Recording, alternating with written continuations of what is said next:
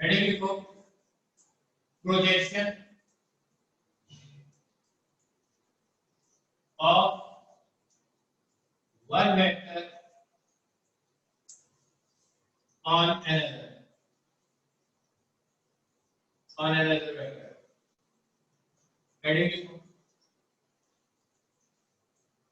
अब तुम एक चीज तो बताइए, अगर ये A वेक्टर है और ये B वेक्टर है और अगर इन दोनों के बीच का एंगल थीटा है, ठीक है, तो इस वेक्टर का A पे प्रोजेक्शन कितना आएगा, दैट इज ये वाला प्रोजेक्शन आएगा। ये बात समझ में नहीं, ये है कितना, ये प्रोजेक्शन कितना है, ये है B वेक्टर का मैग्नीट्यूड इनटू cos थीटा। ये क्या चीज है, this is projection of B vector on A vector. क्या चीज है, projection of B vector on A vector, ये चीज है B cos थीटा। अब मैं एक चीज कहता हूं, अगर इन दोनों का डॉट प्रोडक्ट किया जाए तो देखो क्या आता है, A डॉट B किस चीज के बराबर आता है, A का मैग्नीट्यूड इनटू B का magnitude into cos theta.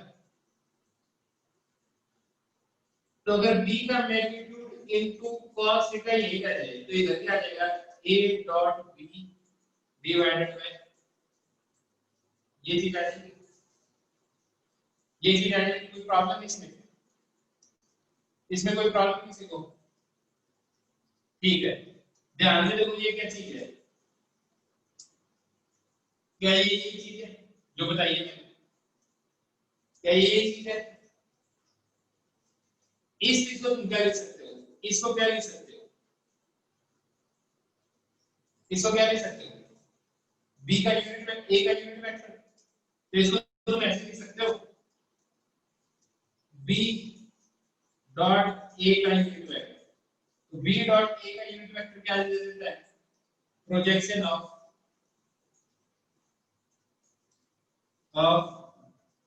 B vector on A vector.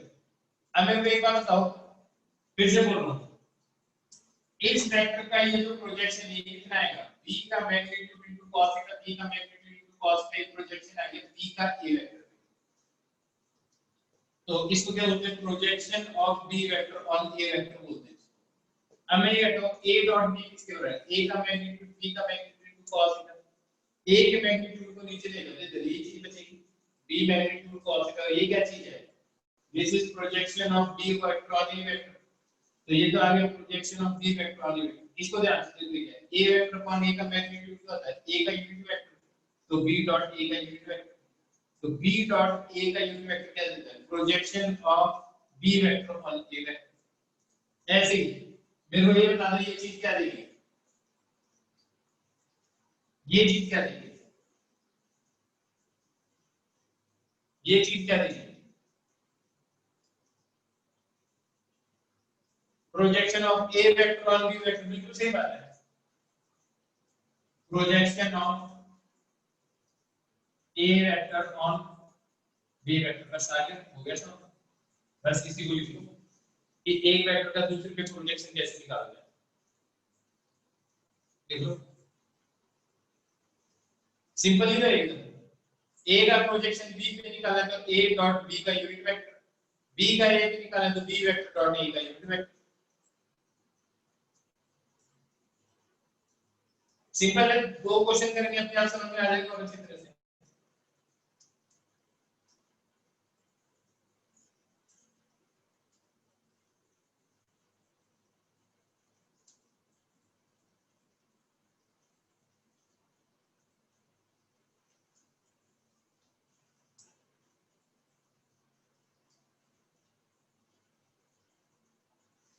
यहां तक समझ में आएगा सबको, यहां तक समझ में आएगा, मिटा दो इसको, फिर से बोल रहा हूं, इसका प्रोजेक्शन इसमें क्या होगा, ये 90 डिग्री है, b का मैग्नीट्यूड इनटू cos थीटा आ जाएगा। ये projection of b vector on a vector. हमें पता है b मैग्नीट्यूड cos थीटा है, projection of b on a। ठीक है, एक मिनट।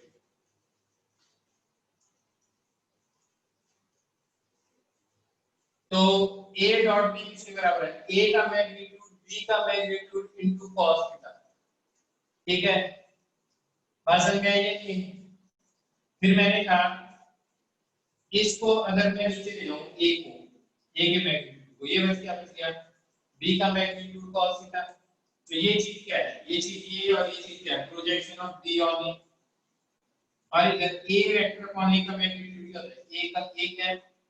तो b डॉट a क्या है? Projection of b vector on a vector. ऐसे a वेक्टर डॉट b क्या देगा?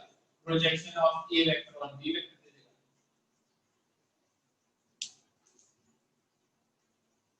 ठीक है, ठीक है। अब देखो क्वेश्चन दे रहा हूं।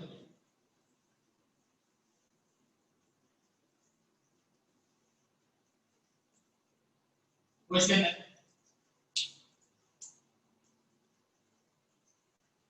if a vector equal to 2y plus 3j plus k and b vector equal to 4i plus j plus k,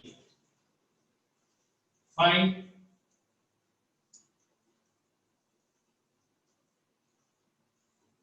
projection of a vector on b vector। First, second, also find angle between a vector and b vector। करो फटाफट solve.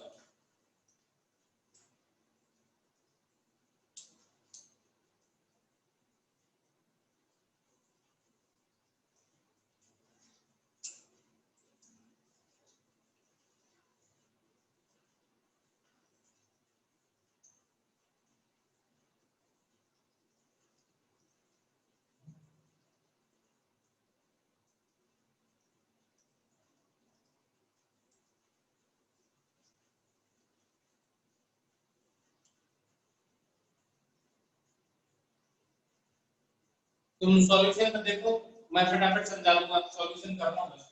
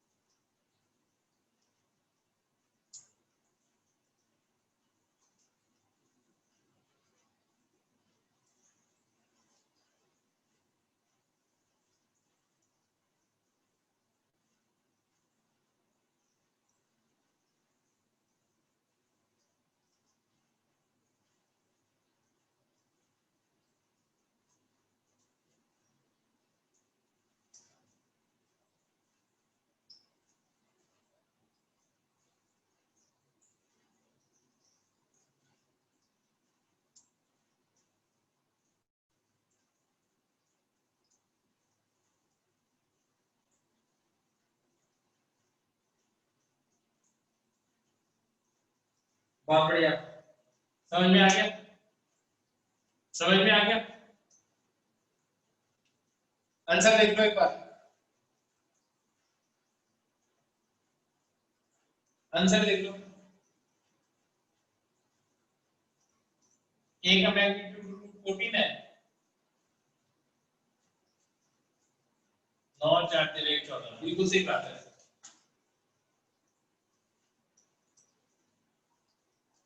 Root 14 ही होगा।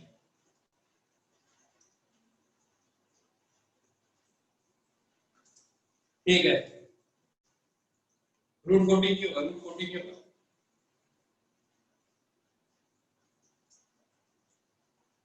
ये मैंने क्या निकाल दिया, projection of b on u, और पूछा क्या है, find projection of a on b. बिल्कुल सही बात है, सेंचुरी बिल्कुल सही बोल रहे हो, आया ना? तो देखो मैंने क्या किया, ये लिखा b डॉट a कैप, तो ये क्या है, projection of b on you. पूछा क्या है, find projection of a on b, तो इसका मतलब आंसर क्या आएगा फर्स्ट का, इसका मतलब ये गलत है, आंसर क्या आएगा 12 बाय रूट 80 का आएगा। क्या बात समझ में आ गई, क्या बात समझ में आ गई,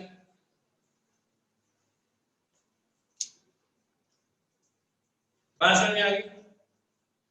तो इस बात पे ध्यान देना चाहिए कि क्या चीज पूछी है। ठीक है, एक क्वेश्चन और करें, एक क्वेश्चन और करें ऐसा, देखो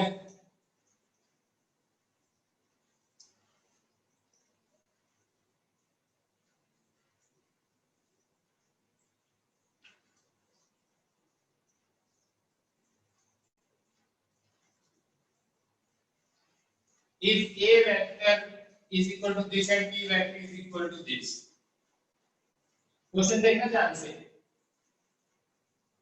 represent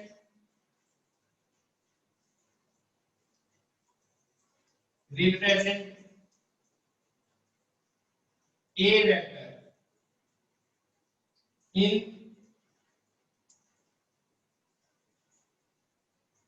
two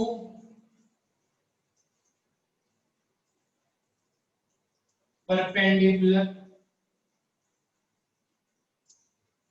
component form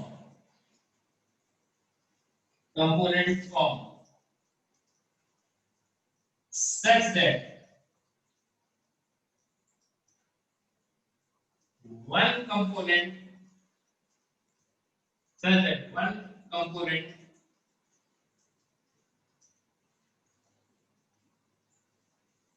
is parallel to b vector and another is perpendicular to b vector। ध्यान से सुनना क्या कहा, इस वेक्टर को दो कंपोनेंट की फॉर्म में रिप्रेजेंट करना है, जिसमें इसका एक कंपोनेंट तो b के अलोंग होगा और दूसरा b के परपेंडिकुलर होगा। क्या लॉजिक समझ में आ गया, क्वेश्चन समझ में आ गया सबको, क्वेश्चन समझ में आ गया सबको? तो सॉल्व करो, ये अच्छा क्वेश्चन है।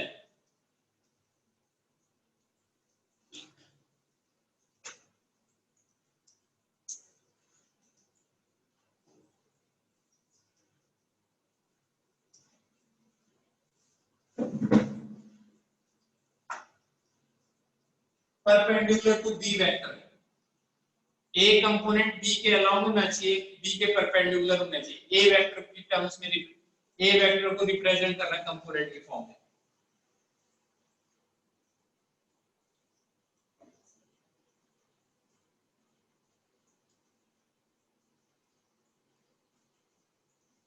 perpendicular to b vector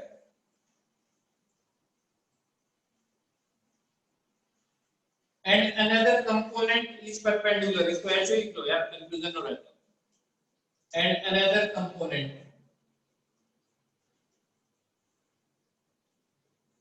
is perpendicular। ठीक है, सॉल्व करो इसको, सॉल्व।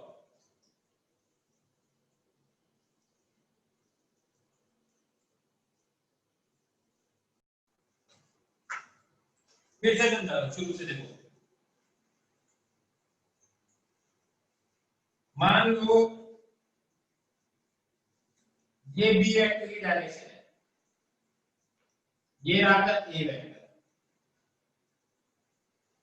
अब मैं कहता हूं ए वेक्टर का जो कंपोनेंट होगा ये एंगल थीटा है, दैट इज ए और बी वेक्टर के बीच का एंगल थीटा है।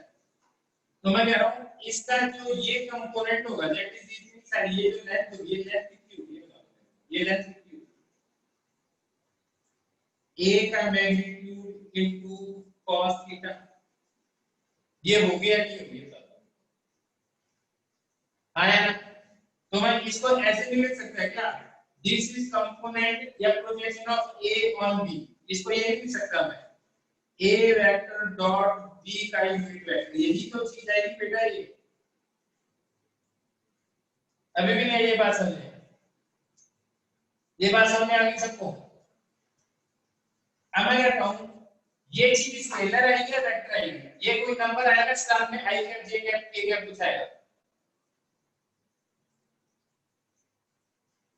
पैरेलल क्यों नहीं है, यानी ये बी इधर है और ये लेंथ इधर है, तो डायरेक्शन और बना देंगे, तो पैरेलल ही हुआ बी के। अब देखो तो ये तो स्केलर चीज आएगी क्योंकि डॉट प्रोडक्ट है।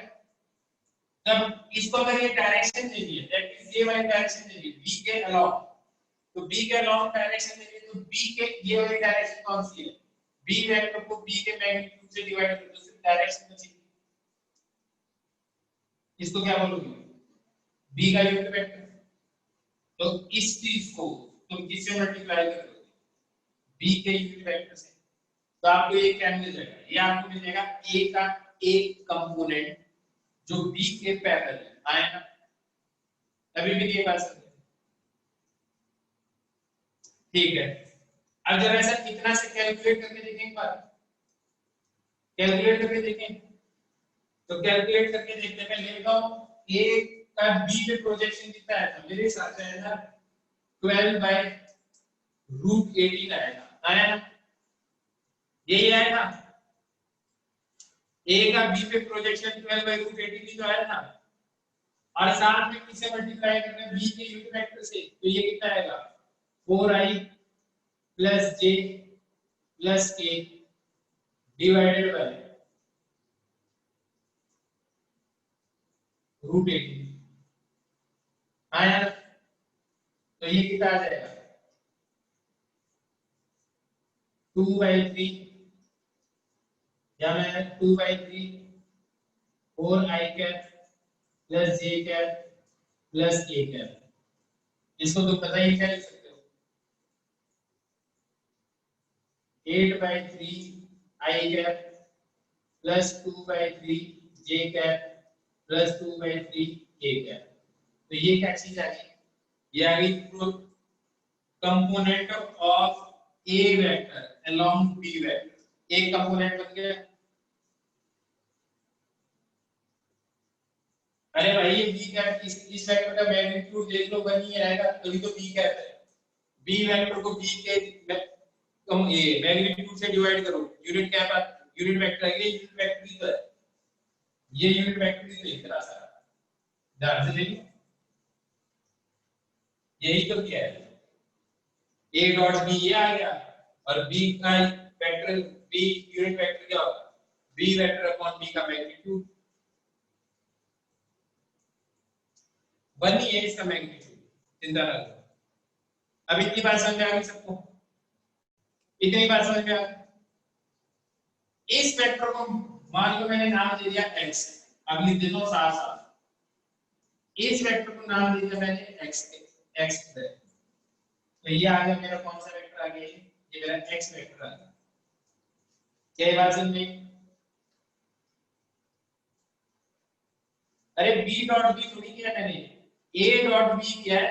इस ये जो नंबर आएगा उसके साथ डायरेक्शन लगा दी साथ में, जैसे 3 तुम नॉट लिखते हो तो ये डॉट थोड़ी है, 3 है और साथ में डायरेक्शन बताइए आपने। ऐसे इसमें क्या है, ये 4 5 जो भी होगा ये लेंथ और ये साथ में डायरेक्शन बता दीजिए।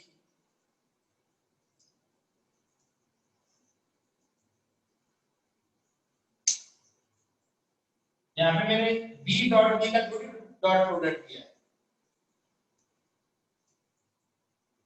तो बेटा ये दोनों प्रोडक्ट ना डॉट प्रोडक्ट है ना दूसरा प्रोडक्ट है, क्रॉस प्रोडक्ट है। मैं दोनों 3 नॉट कैसे लिखोगे, 3 into नॉट ये डॉट प्रोडक्ट है क्रॉस प्रोडक्ट है, दोनों ही नहीं।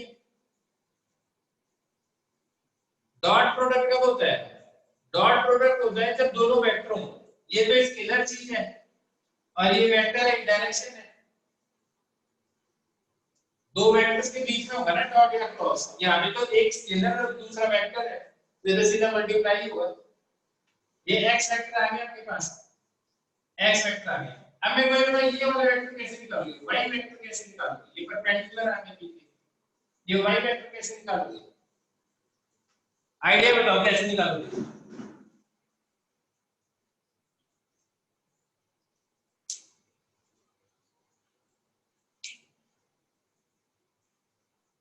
बिल्कुल, dot product is itself scalar, बिल्कुल सही बात है। a sin theta, sin theta कैसे कैलकुलेट करोगे, डॉट प्रोडक्ट लगा के ना, बहुत सिंपल है, पहले ही मैं कह दूं बहुत ज्यादा सिंपल है ना, मैंने पहले कह दिया बहुत सिंपल है। सिंपल कहने का मतलब क्या हुआ,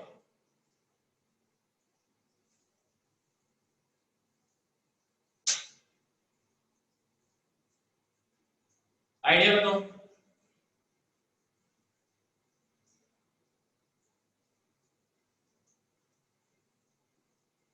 ना एंगल स्विच कुछ नहीं करना,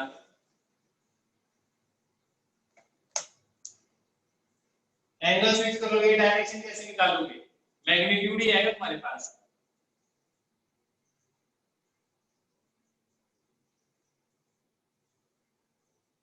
पैरेलल शिफ्टिंग, किसकी शिफ्टिंग करोगे,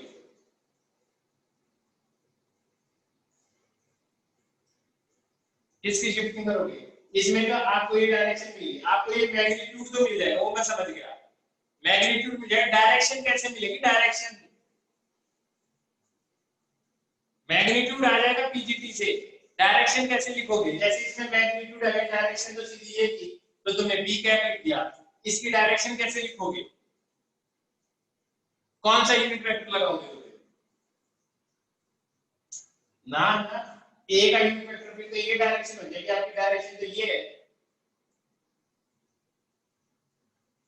ए का यूनिट वेक्टर लगा दोगे तो आपकी डायरेक्शन ये आ जाएगी, मतलब आप बोलोगे मैग्नीट्यूड ये और डायरेक्शन ये, तो गलत हो गया ना, आपका मैग्नीट्यूड ये और डायरेक्शन ये होनी चाहिए।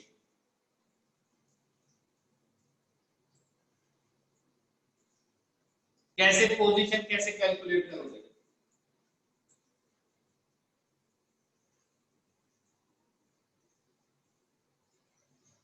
चलो मैं बता देता हूं, मैं बता दूं, मैं बताऊं, मैं बता दूं, तो सुन लो, ऐसे करेंगे, x vector plus y vector equal to a vector, x पता है, a पता है, y आ गया अपने आप, फिर से सुन लो, तुम्हें पता है ये vector plus a vector equal to यही होगा, आपको ये तो पता चल गया, आप एक चीज सोचो, आपको ये वेक्टर पता है, आपको ये वेक्टर पता है, आपको ये वेक्टर निकालना, तो कैसे निकालोगे, कैसे निकालोगे, यही तो निकालोगे, ये वेक्टर प्लस ये वेक्टर इक्वल टू ये, तो अपने आप ही आ गया, ये आपके पास है जो बिल्कुल ट्रायंगल लॉ से आया ना, आसान नहीं था, आसान नहीं था, हाँ संचय ठीक है, ठीक है, बात वही आ गई, बिल्कुल सही बात है, बिल्कुल। तब देखो क्या आ जाएगा, x वेक्टर किसके बराबर आ जाएगा, y वेक्टर किसके बराबर आ जाएगा, निकाल लोगे, a वेक्टर में से माइनस कर दो कौन सा, x वेक्टर, a वेक्टर ये रहा आपके पास और x वेक्टर ये रहा आपके पास, क्या ये समझ में आ गया, मैंने कहा कि ये वेक्टर प्लस ये वेक्टर इक्वल टू ये होगा, तो मैंने ये लिखा, ये वेक्टर प्लस ये वेक्टर इक्वल टू ये पता है, ये पता है, तो ये अननोन चीज आ गई आपके पास अपने आप, अब ठीक है, अब ठीक है, क्वेश्चन कैसा लगा, क्वेश्चन कैसा लगा, समझ में आया तुम्हें अच्छी तरह से, अब सुनो,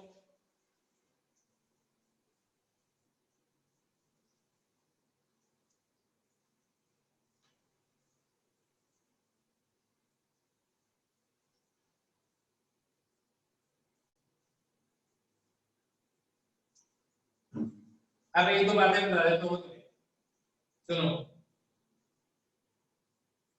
डॉट प्रोडक्ट खत्म हो गया, लेकिन इसकी एप्लीकेशन है ना। डॉट प्रोडक्ट खत्म हो गया, इसकी एप्लीकेशंस बता रहा हूँ। देखो जो वर्क होता है ना, वर्क होता है वो डॉट प्रोडक्ट होता है किसका, फोर्स इनटू डिस्प्लेसमेंट का। किसका डॉट प्रोडक्ट है, फोर्स और डिस्प्लेसमेंट का, आया ना पहली चीज। सेकंड, वर्क को टाइम से डिवाइड करोगे तो क्या आ जाएगा, पावर। और डिस्प्लेसमेंट को टाइम से डिवाइड करोगे तो क्या आ जाएगा, डिस्प्लेसमेंट को टाइम से डिवाइड करोगे तो क्या आ जाएगा, वेलोसिटी। तो फोर्स और वेलोसिटी का डॉट प्रोडक्ट क्या देता है,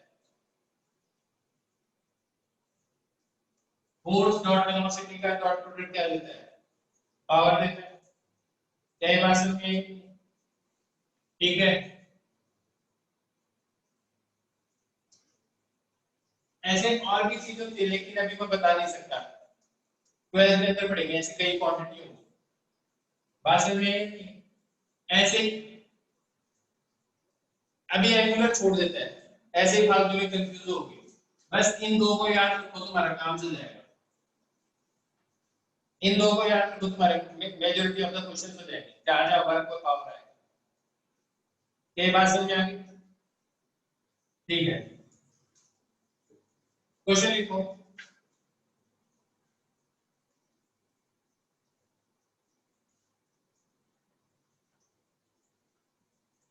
रियल लाइफ एग्जांपल दूं, एक मिनट करो।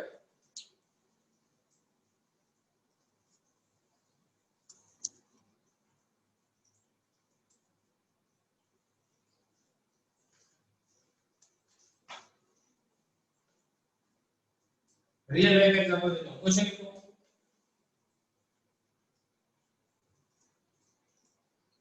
A force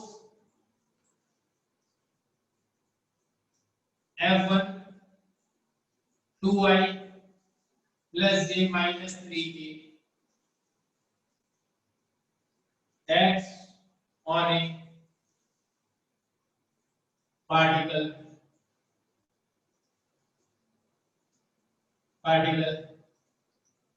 and displaces it from 2, 3, 1 to 4, 5, 3.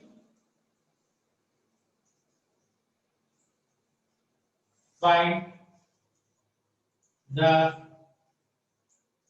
work done by force. करो सॉल्व।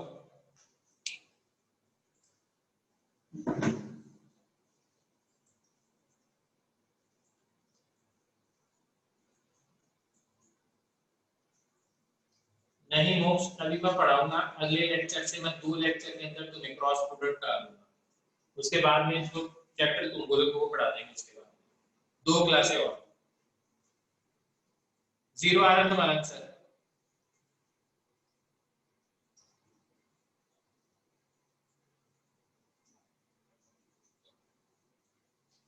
देखते हैं। 4 माइनस 2 डिस्प्लेसमेंट वेक्टर क्या मिलेगा, 2i cap 5 minus 3 2j cap plus 2k cap. ये डिस्प्लेसमेंट वेक्टर है। ये किस किसका सही आ गया आंसर? डिस्प्लेसमेंट वेक्टर किस किसका सही है? ठीक है। अब डिस्प्लेसमेंट इनटू फोर्स, तो वर्क किसके बराबर आ गया, फोर्स डॉट डिस्प्लेसमेंट। फोर्स कितना है, 2 to the 4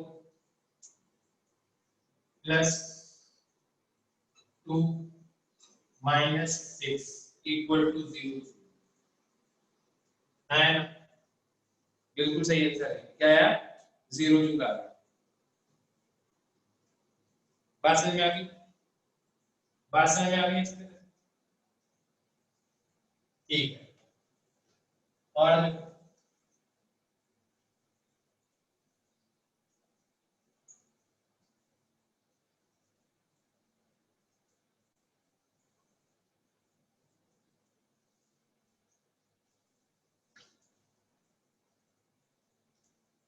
ओके डाल देंगे, कैलकुलस वाले लेक्चर डाल देंगे।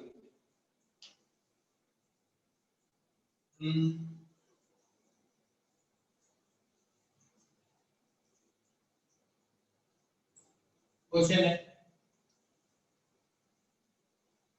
Oppose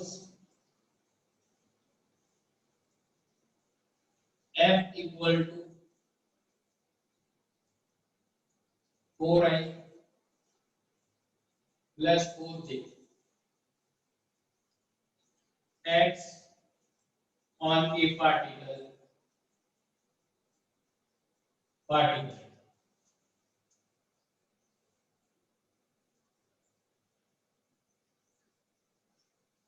which is moving with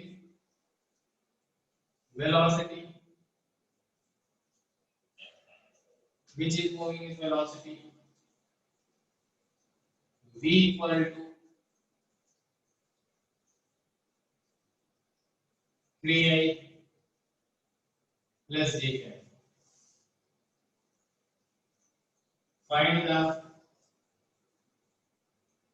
power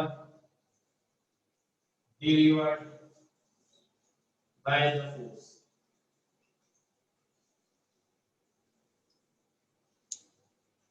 तुम लोग ज्यादा ही फास्ट हो गए, मेरे लिखने से पहले आंसर बता दो। बहुत बढ़िया। 16 क्या पावर यूनिट क्या होती है? पावर यूनिट क्या होती है? वॉट। बिल्कुल सही बात है, जूल यूनिट वॉट होती है। आंसर क्या है? पावर किसके बराबर होता है? Force dot velocity. तो ये कितना आ जाएगा? 4i plus 4j dot 3i plus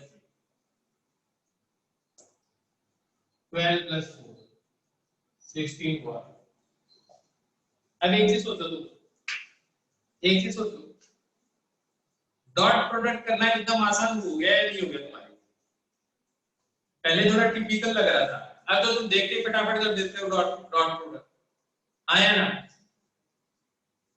लेकिन जब पहली बार पढ़ते हैं ना तो फिर बड़ा मुश्किल लगता है करना, इसी को प्रैक्टिस बोलते हैं। बात समझ में आई नहीं? जो चीज की आप प्रैक्टिस कर लोगे ना वो हमेशा आसान हो जाएगी, कोई चीज मुश्किल हैवी होती ही नहीं है। बात ये है कि जब हमारी प्रैक्टिस पूरी नहीं होती ना तो हमें उसको करने में हिच होता है। वरना आप सोचो किसी को तो अगर ये पहली बार पढ़ रहा हो उसको लगेगा यार बड़ा खतरनाक, पता नहीं क्या कर पा रहे हैं। बात समझ में आई नहीं? हर सब्जेक्ट आसान है लेकिन उसके लिए आपको एफर्ट लगाना पड़ता है। शुरुआत हर चीज को सीखने में मुश्किल होती है, ठीक है? उसके बाद में एक ऐसा टाइम होता है कि आप क्लिक कर जाते हो और उसके बाद में आपको ना वो फील होने लग जाता है सब्जेक्ट। अभी तो ऐसे मान लो आपने 1% भी नहीं का जो मेरे को पढ़ाना है फिजिक्स के अंदर, अभी तो हम बेसिक तैयारी कर रहे हैं फिजिक्स पढ़ने की, लेकिन ये पक्की बात है फिजिक्स है मजेदार एकदम। काइनेमेटिक्स 2 लेक्चर के बाद में अगले वीक प्रोबेबली काइनेमेटिक्स शुरू हो जाए।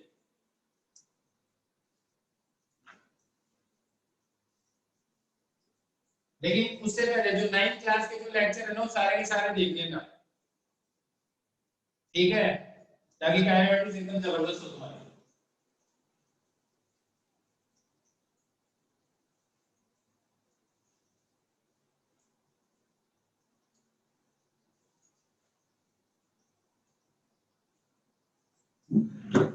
रियल लाइफ एग्जांपल बताओ,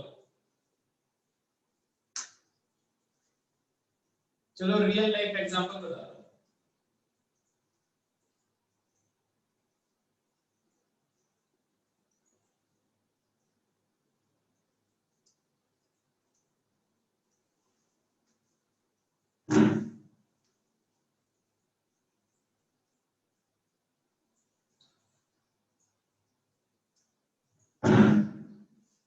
रियल लाइफ एग्जांपल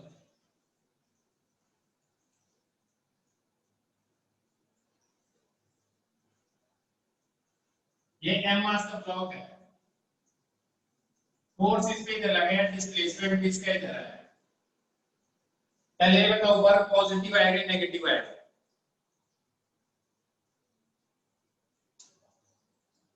पॉजिटिव आएगा। पॉजिटिव वर्क का मतलब क्या है? पॉजिटिव वर्क का मतलब क्या होता है?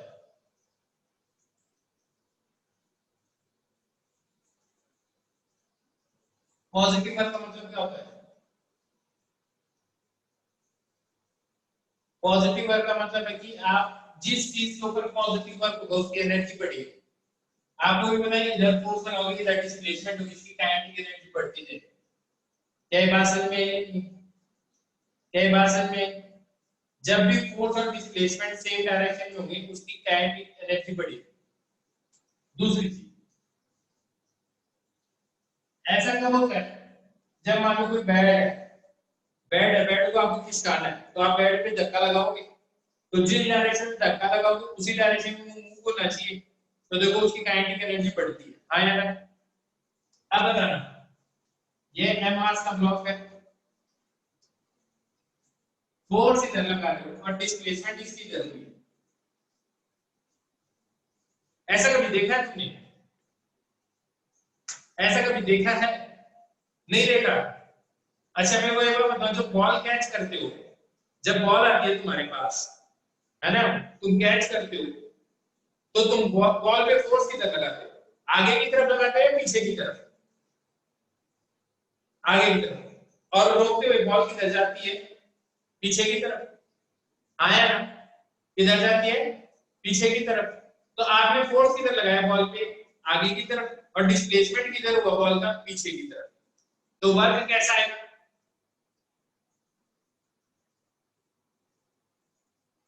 नेगेटिव।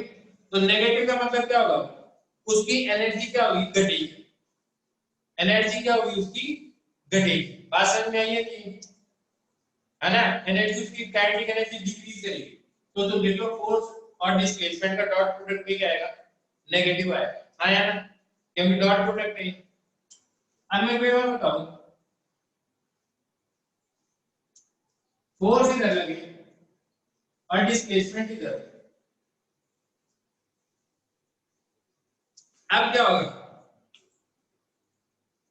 वर्क है जीरो, ना इसकी एनर्जी बढ़ेगी ना इसकी एनर्जी घटेगी। एग्जांपल बताओ, एग्जांपल बताओ इसका। एग्जांपल देखो, एक बॉल है, आपने उसको एक रस्सी से बांधा और इस बॉल को आपने यूं घुमाया सर्कल में, तो रस्सी फोर्स तो इसके इधर लगाएगी और इसका डिस्प्लेसमेंट इधर होगा, तो देखो इसकी काइनेटिक एनर्जी नहीं बढ़ती। क्या बात समझ में नहीं? इसकी काइनेटिक एनर्जी नहीं बढ़ती। क्या बात समझ में आई? बात समझ में आ गई अच्छी तरह से? तो बड़े डिटेल में कराऊंगा, तो लेकिन यहाँ से एक चीज की जरूर फील आ गई, डॉट प्रोडक्ट नहीं होता तो आप बता ही नहीं सकते एक पॉजिटिव वर्क है नेगेटिव वर्क है जीरो वर्क है। आप कैसे बताते? आप इसमें भी एनर्जी बढ़ा देते, इसमें भी बढ़ा देते, इसमें भी बढ़ा देते, अगर आप इसको सीधा फोर्स और डिस्प्लेसमेंट का मल्टीप्लिकेशन करते। लेकिन आप किसी चीज की एनर्जी बढ़ा भी सकते हो फोर्स लगा के, उसकी एनर्जी घटा भी सकते हो, और फोर्स लगा के सिर्फ उसकी डायरेक्शन भी चेंज कर सकते हो। बात समझ में आई या नहीं? क्या है बात समझ में? तो बेसिक बेसिक बात बता दी तुम्हें, बाकी बहुत डिटेल में मैं लिखना पढ़ाऊंगा इसको, वर्क पावर एनर्जी में पढ़ाऊंगा कि वर्क की डेफिनेशन क्या है, डॉट प्रोडक्ट क्या होता है। ठीक है? अगले लेक्चर में मैं तुम्हें बताऊंगा क्रॉस प्रोडक्ट के बारे में। ये बताओ क्या तुम्हें डॉट प्रोडक्ट, ये बताओ वेक्टर का एडिशन क्लियर हो गया तुम्हें अच्छी तरह से? एडिशन आ गया, सबट्रैक्शन आ गया तुम्हें समझ में,